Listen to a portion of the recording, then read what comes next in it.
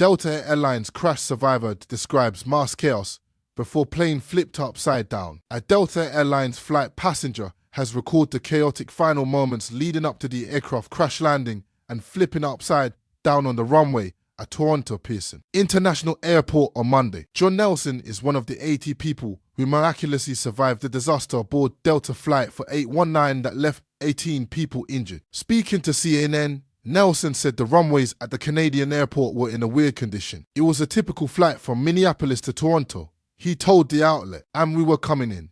And I did notice the winds were super gusty. The snow had kind of blown over the runways. So coming it was routine, but it was noticeable that the runways were in kind of a weird condition. And when we hit, it was super hard. We hit the ground and the plane went sideways, and I believe we skidded on our side and flipped over on our back, he went on. Nelson added that the moment the plane stopped, he noticed there was a big fireball on the left side of the plane before the aircraft went belly up and its passengers were upside down. Thankfully, everybody was okay. It was mass chaos.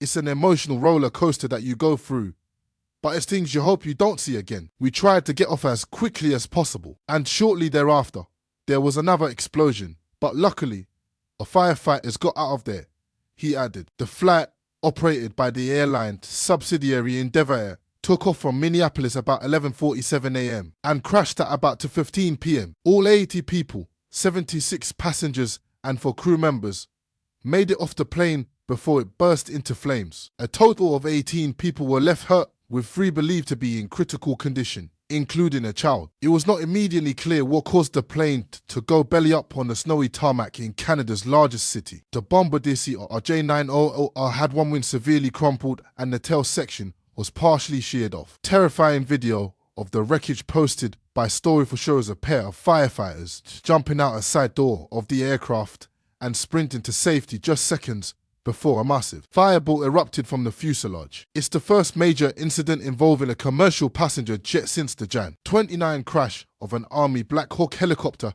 and American Airlines Flight 5340 to Ronald Reagan National Airport, in which 67 passengers and crew were killed.